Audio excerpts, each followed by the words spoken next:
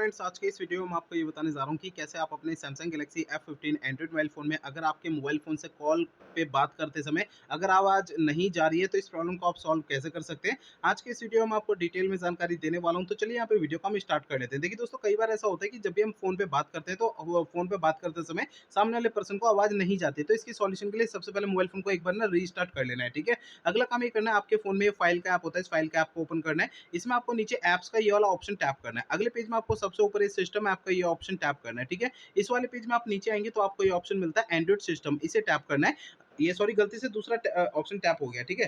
तो यहाँ पे एंड्रॉइड सिस्टम पे टैप करेंगे तो एंड्रॉइड सिस्टम का ये वाला पेज आता है। इसमें आपको नीचे की साइड स्टोरेज पे टैप करना है। अब यहाँ पर आपको क्लियर कैच का ये ऑप्शन टैप करना है, तो आपका कैच के सामने वाला डेटा 0 हो जाता है, ठीक है ना। अब देखिए अगला काम ये करना है कि आपके मोबाइल का जो माइक होता है ना, माइक्रोफोन होता है छोटा-सा, उसे आपको हल्के हाथों से साफ करना है। होता क्या है, उसमें थोड़ी बहुत धूल-मट्टी चिपक जाती है, जिसके कारण सामने वाले पर्सन को आवाज़ नहीं जाती है, ठीक है ना। अब देखिए अगला काम ये करना है कि आपको अपने मोबाइल फ़ोन को ना रीसेट करना है। देखिए दोस्तों, यहाँ पे आपको मोबाइल फ़ोन को ना रीसेट आपको तब करना है जब मेरे बताए हुए पिछले प्रोसेस अगर काम नहीं करते ना, तब आपको फ़ोन को रीसेट करना है, अदरवाइज़ नहीं करना है, ठीक है ना।